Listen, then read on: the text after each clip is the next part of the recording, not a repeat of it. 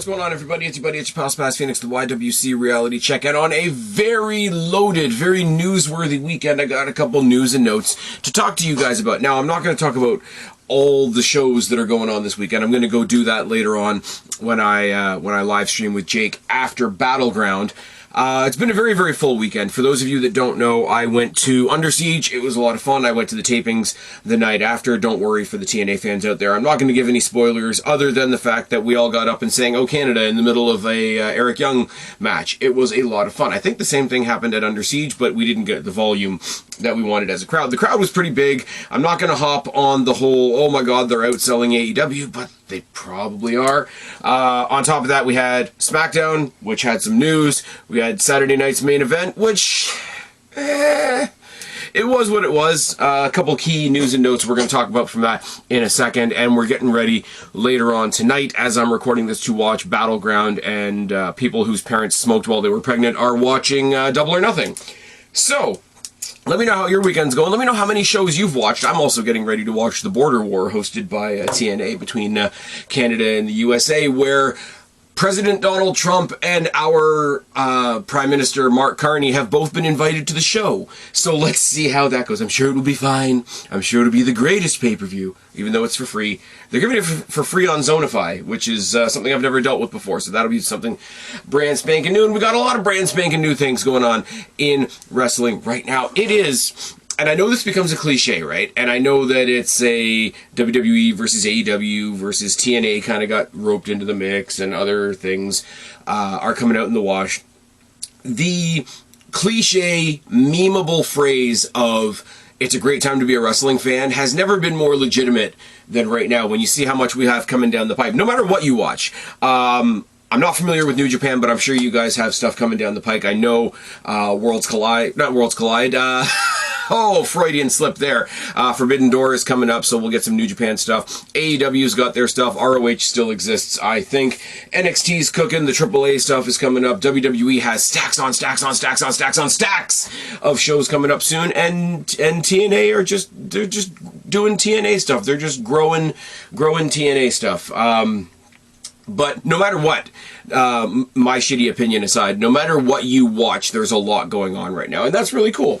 That is really cool. It's where you get a congested week like this, where it is a lot of fun. I've watched more wrestling this weekend than I watched WrestleMania weekend, and when you consider that WrestleMania weekend fell on Easter weekend, that was a bit much. This has been a lot of fun. I actually had wrestling in my town, in my city, at the CAA Center, which is a 7-minute cab ride from here. I left the TNA tapings, and it was still daylight. Got home to Saturday night's main event. It was a lot of fun. So... we'll do the, I say we'll do the easy one first, but this is pretty big. If you're a fan of Bronson Reed, he fucked up both his friggin' ankles at War Games last year. We thought he was going to be gone for like a year or so. He made his return last night at Saturday night's main event, took out CM Punk so that Rollins and Braun Breaker could win. There was a little bit of an awkward moment where Paul Heyman didn't look like he quite knew what he was doing. Braun Breaker looked like he was going to step up to him, and Rollins sort of stepped in between, gave him the big hug and whatever.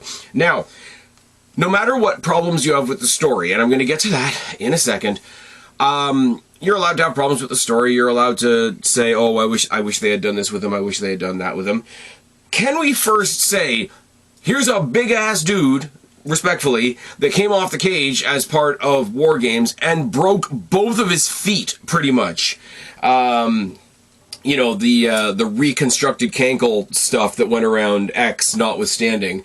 That's pretty gnarly. Like, you fuck up one foot, okay, you hobble around for a little bit and you lean on the other foot. You fuck up both feet, you ain't going anywhere.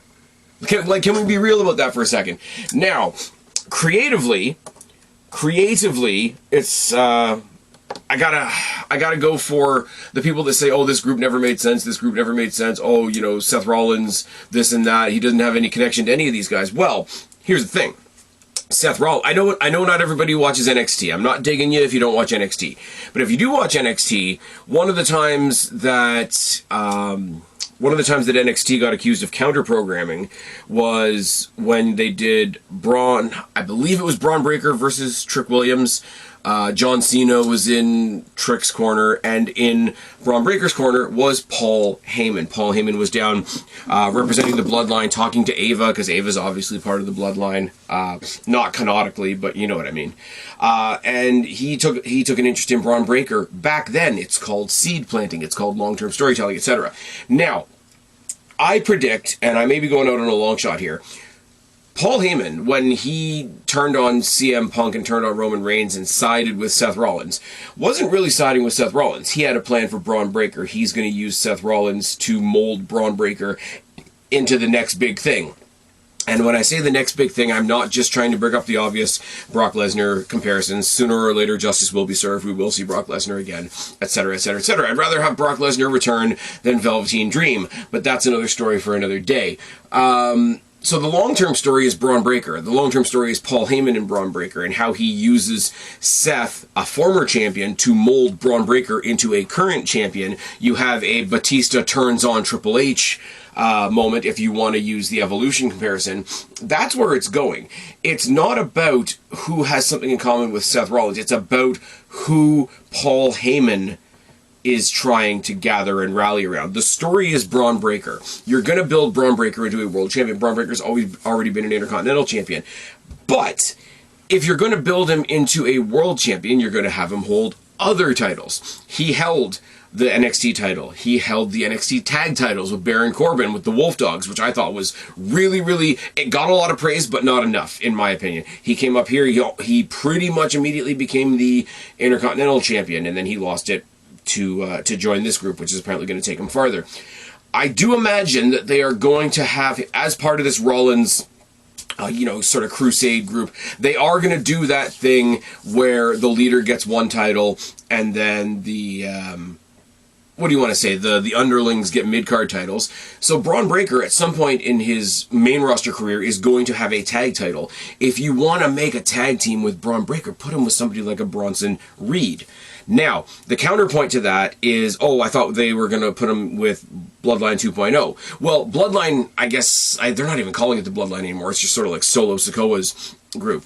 Now, separately, WWE, in one of their many wins recently, picked up Jeff Cobb, now known as JC Mateo, and he's going to be the partner/opponent of Jacob Fatu over on that side. But if you don't think that they're looking down the road to do some kind of monster mash, Breaker and Reed versus JC Mateo and Jacob Fatu, then you're crazy. Or even 3-on-3 between those two groups at those particular times. If they ever do decide to make Survivor Series a brand versus brand thing, again, that's a trios match that we could all enjoy, is it not? But the bulk of what I'm trying to say here is the tag team championships are going to go on to Reed and Breaker at some point before Breaker breaks through the upper echelon, turns on Seth Rollins, becomes a world champion with Paul Heyman in his corner. Paul Heyman has been the mastermind the whole time. Paul Heyman can't manage the Bloodline anymore because there really isn't a Bloodline. They don't even really call Solo Sikoa's group the Bloodline anymore. Jay does his own thing, Jimmy does his own thing, Roman's there sometimes and he's not there sometimes, and people bitch about it and whatever. So the joining factor of the group was never going to be Seth Rollins. The joining factor of the group was going to be Paul Heyman and what Paul Heyman could do for Braun Breaker. So I don't see the problem there. Also, Bronson Reed was kicking ass and going head to head with Seth Rollins. Yeah, but again, the mastermind, the master manipulator that is Paul Heyman, of course he's going to say, hey, look at how you guys almost killed each other. What if you got together and we killed everybody else? It does make sense. Now, I don't know what once we get down the line and Breaker turns on Rollins and Breaker goes for his world title scenario and the group falls apart, Rollins is probably going to be the first one to chase him once he gets the title. I don't know what they do with Bronson Reed at that point. But it's a whole lot better than bringing him back in the mid-card and just saying, hey, you're big, why don't you fight some other big guys? You know, he was having the monster matches with Ivar from the Viking Raiders and Otis from Alpha Academy, which were fun, big men slapping man meat, Big E special matches. But they weren't main event concern. They weren't main story concern. So this is a way to not only bring back a guy that had a horrific injury, but bring him back in the same vein of Providence that he was in before he got taken out. He was in the main event event. He was part of War Games with the Bloodline, which is the main sort of through line, the main vein, if you will, of WWE for the past 5 years or so. So to bring him back and just throw him into mid-card Monster Mash matches because we don't have Braun Strowman anymore would have been a disservice to him, to the potential of the roster and the stories going forward, and to the fans that were getting into him before he got injured. It's a lot of fun. And on the realistic level, on the human level, you know, you don't want to be that guy, oh, Spaz is being mushy all of a sudden. The guy fucked up both his feet and he made his return on Saturday. Awesome. I mean, Cody Rhodes wasn't even injured. Cody Rhodes was just dealing with the loss of WrestleMania, and he also came back and he got a hero's reception. So what's his name? Bronson Reed, who lost both his feet for a while, can get a grand return, a grand resurgence, a grand response, a welcoming ovation, whatever you want to say. And WWE have, in their own way, solidified to the fans that were behind him, we saw that you were behind him, we're still behind him, stay on the ride, we're going places. Awesome. Another thing that was announced during Saturday night's main event, we finally are getting...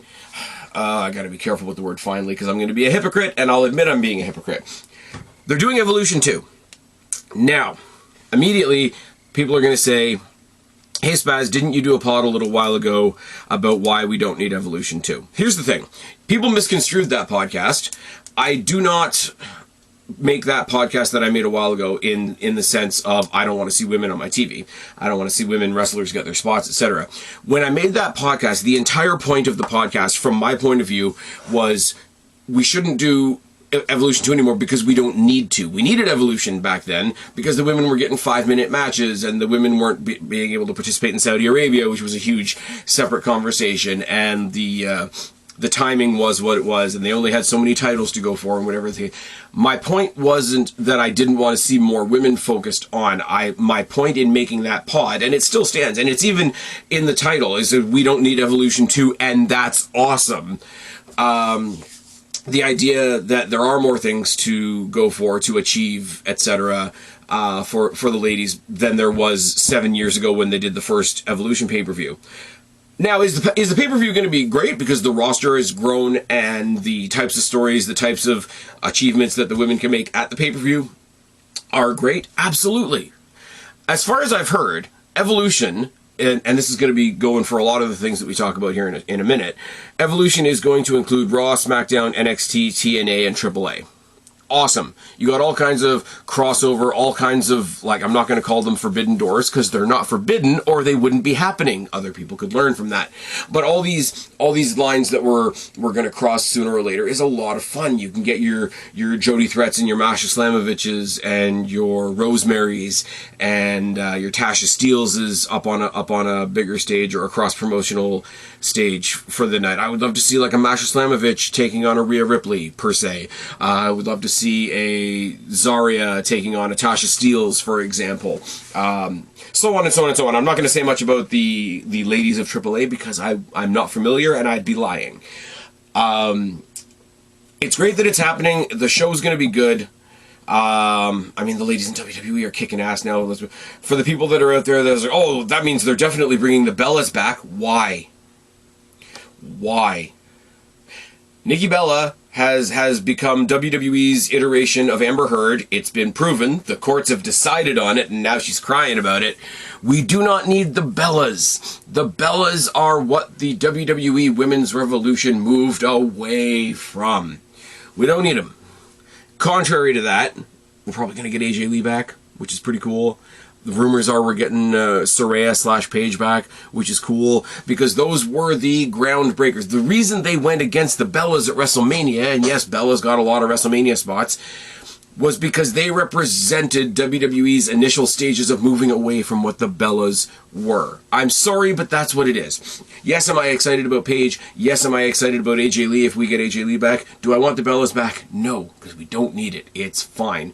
It's the same as, like, oh, if it gets enough prominence or whatever, maybe they'll convince Ronda Rousey to come back for a match. Now, I liked Ronda Rousey. I think she got a really, really rough ride in WWE from both the WWE themselves and from the fans and from fellow wrestlers, etc.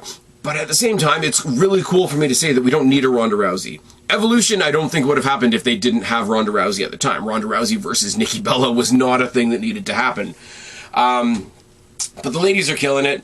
If you watch any episode of NXT, and it's not just me here blindly plugging NXT, but if you're concerned specifically with women's wrestling, watch NXT. It's at least 50-50 women's wrestling most of the time. But it was announced as part of a 3 pay-per-view package that Atlanta's getting, I think sometime in July or August, that consists of Evolution 2, Saturday Night's Main Event, and the Great American Bash. Now, the problem with this, for me, is twofold. Being an NXT guy, they said Great American Bash is going to be part of this. When they put the graphic up, it said Evolution 2 on Sunday, obviously Saturday Night's Main Event on Saturday, and it didn't say when Great American Bash is. Are they going to do it midday? Are they going to try and squeeze it into the Friday somehow? So that part of it's not clear. Second of all, if you're doing this 3-show weekend, like, how do you decide, for the ladies division, how do you decide which women get to feature prominently on this show that's just for them, and how many of them are going to get scooped off either onto Saturday Night's Main Event or onto the NXT show? And if you're putting on the NXT show, and I've said it for a while now, the men's division in NXT needs to pick it up. They're getting there, but the ladies are running the show in NXT, and I'm not saying that in any negative way, in any negative context. The ladies can lead a show. It's fine. But if you take the ladies off the show to put them on Evolution, because that's their show, you really got to do some framework building to make an NXT show, strong and worthwhile and worth watching, etc. Atlanta, that weekend, they're getting Evolution 2, they're getting Great American Bash, and they're getting another Saturday Night's Main Event. Saturday Night's Main Event is kind of, especially after last night, it's kind of falling into Battle of the Belts territory, where are we going to start calling it not quite vital? Are we going to start calling it disposable? Maybe. I think the cage match was good. I'm going to talk about that more with Jake when I get on with Jake later on. The tag match was fun, but the tag match was only set up for the reveal of Bronson Reed, which kind of makes it feel like a TV spot. I like all the guys involved. I like Breakker, I like Reed, I like Rollins, I like Punk, I like Sammy. Punk and Sammy made some wardrobe choices that some people are for and some people are against, and I'm just sitting here saying, can I please watch my wrestling? It's fine.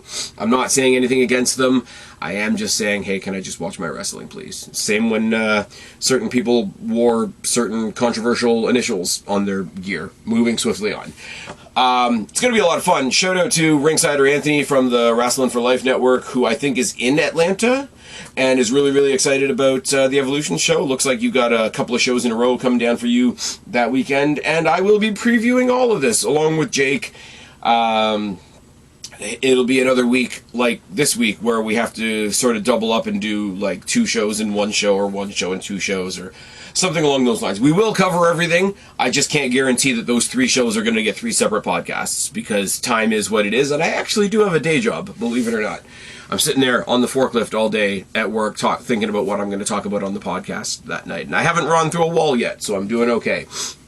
Speaking of upcoming pay-per-views that are a little bit different, Worlds Collide is coming up.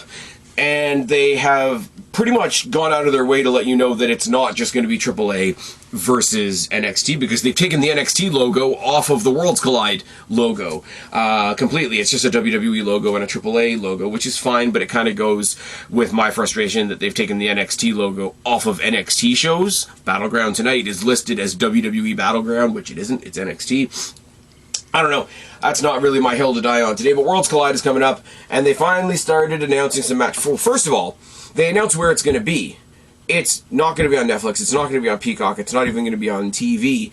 It's going to be on YouTube, which immediately everybody made the irrelevant comparison to, oh, so I guess it's like dark and elevation, and I guess being on YouTube is okay now. Well, AAA, to a lot of people, myself included, is a brand new thing, and we've only been brought to it by WWE because it's a WWE product now. To do your very first show, or your very first crossover, or your very first introduction, whatever you want to call it, on YouTube, it's going to have the same effect as WWE being on Netflix, where look at how many people can get it, except magnified. Anybody with a computer, anybody with a phone, anybody with a smart TV will be able to watch Worlds Collide. You don't need a WWE network, you don't need Peacock, you don't even need Netflix, you don't even need a TV.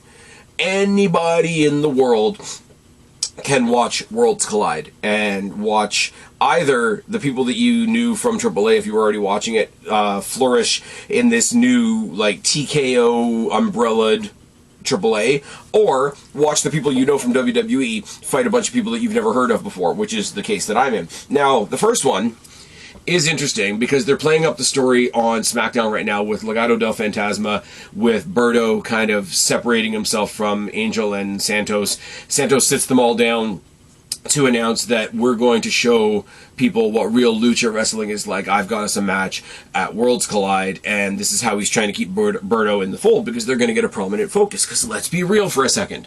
Other than Santos, Legado del Fantasma, they're always on TV, but they're never the focus. It's usually whoever they're facing that's the focus, especially Los Garzas specifically, because they're a good team. I mean, we're in a pretty good space with tag team wrestling in general right now. Again, that's another debate to have for another time. But Los Garzas really do get lost in the shuffle a lot, and so to be featured on here on the AAA crossover show is a really cool spot for them. And in story, it's Santos trying to keep one of his guys in the fold, which is which is a really cool thing. Is there a dynamic there? I know Andrade has been talking up Berto and like trying to say, hey, you don't need to take that from Santos and all that kind of thing. So are they eventually going to do an Andrade and Berto versus Angel and Santos thing? Maybe, probably. Do they take this group of three and this singles guy and break them off into a tag team and a tag team? That might be a thing later on down the line. But on the night, the graphic flashes up and it says, I'm going to butcher these names, so I'm really sorry. El Hijo de Dr. Wagner Jr. That's an unnecessarily long name. Teaming with Pagano. I have no idea who Pagano is. And Psycho Clown. Now, if you know me, and you know what I like in my wrestling, I like Rosemary, I like Havoc, I like Crazy Steve, I like Abyss, I like the Boogeyman, I like the Undertaker, I like Mordecai, I like Kevin Thorne, I like Kane for my sins, I like the Wyatt Six, I like the Fiend.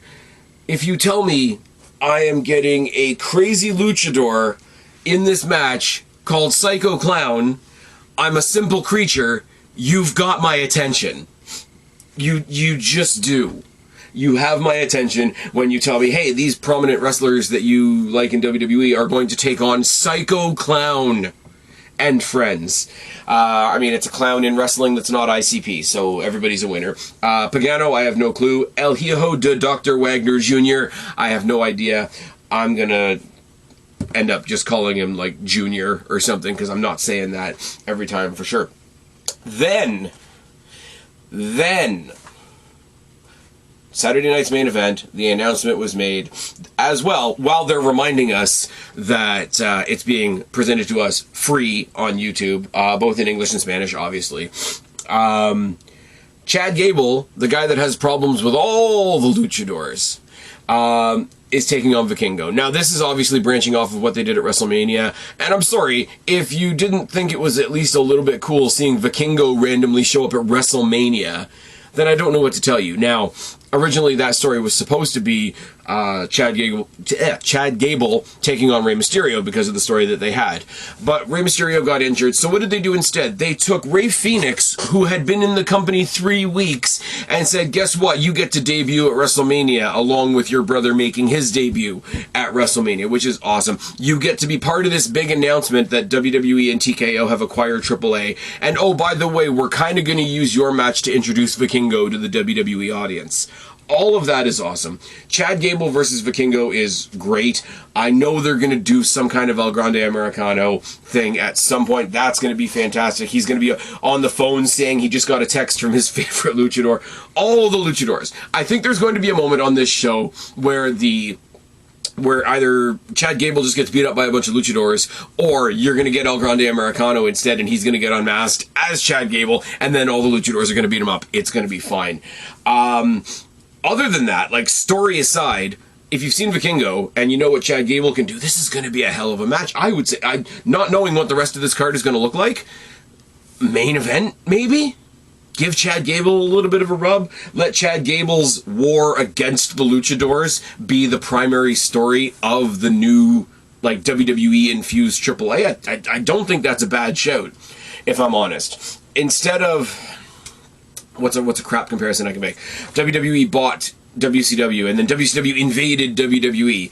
So to instead go the other way and have AAA be the new property, so to speak, and instead of, AAA is just invading WWE, and then eventually they get defeated, and then it's all very predictable. No, AAA is here. They're this brand new thing. We're happy to have them all here. One person in Chad Gable says no. One person, instead of an entire organization, gets to be the dickhead, and the Luchadors, the new guys, the guys that we're excited to now be working with, get to get one over on Chad Gable, who's the bad guy, who's going to get his comeuppance, but who's also a fantastic wrestler and going to make everybody else look amazing.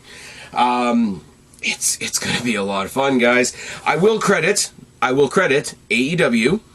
AEW introduced me to El Hijo del Vikingo when he's done a couple of matches with them, specifically the one with Kenny Omega, I believe. But I've seen more of Vikingo in TNA because, 2 years ago when they rebranded as TNA again, I think one of the first shows that they did after that, I think it was Hard to Kill, don't quote me, it's fine, had Vikingo on it, and then as recently as their most recent Ultimate X match also had Vikingo in it. So AEW introduced me to Vikingo, full credit to them for that. It's the same as I would say, like, AEW introduced me to Darby Allin, AEW introduced me to Will Ospreay. I can't say that they introduced me to MJF because MJF, I technically got my introduction to MJF at Destiny. Check it off your Spaz Phoenix bucket list. It's fine. But Vikingo in WWE is an interesting prospect to me. Vikingo versus Chad Gable sounds like a hell of a match. And once again, I'm going to say a bunch of wrestlers from WWE that I know versus Psycho Clown. I'm going to have fun with this, guys. I'm going to have a lot of fun with this. Then, later on, today, Triple H released the actual poster for Worlds Collide. Now, I don't know all the AAA folks, so there's going to be some names left off of here. But on that poster is Chad Gable, all of Legado del Fantasma, Laredo Kid, who's another one that I've gotten to see at TNA quite a bit, Ray Phoenix. Worth mentioning that Penta's not on the poster, so maybe he's going to be involved in Money in the Bank, which is the same day. Stephanie Vacour, Javon Evans, which is an interesting one because he's not a luchador, but he can go and do some lucha things. Yep, I did the thing.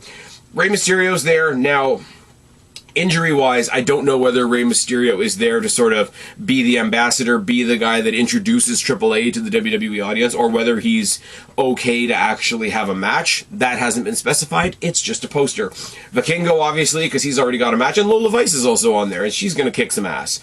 This is going to be a lot of fun. I'm coming at this not from the perspective of, I know everything about AAA, and I'm going to be excited because I know that they can do a lot of things with WWE. I don't know a lick about AAA. And do you not understand, or maybe some people don't understand, that's the exciting part about this for me.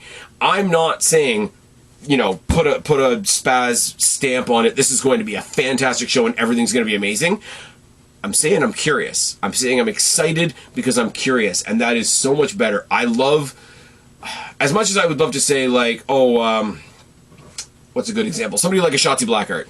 Shotzi Blackheart I saw in Destiny. Yes, check it off your Spaz Phoenix bucket list. Again, it's fine. I saw Shotzi wrestle in Destiny maybe a month or so before she got signed to her NXT deal, and it was the first time that I really got to do that thing that indie fans do. You wait till you see this person, whatever. Like, cool. It's cool to have some familiarity from advance and be able to see other people check out this thing for the first time that you already like. It's also cool to be on the opposite side of the coin. I have no idea what this is. I have no idea what this is going to be. You're giving me Psycho Clown. It's going to be awesome. You're giving me a couple people that I have vague knowledge of, like Ember Moon was for me when she debuted in NXT. You guys have heard me tell the story. Guapo telling me, yeah, this chick Athena's really, really awesome. She does a stunner from the top rope and she's kind of goth. Cool.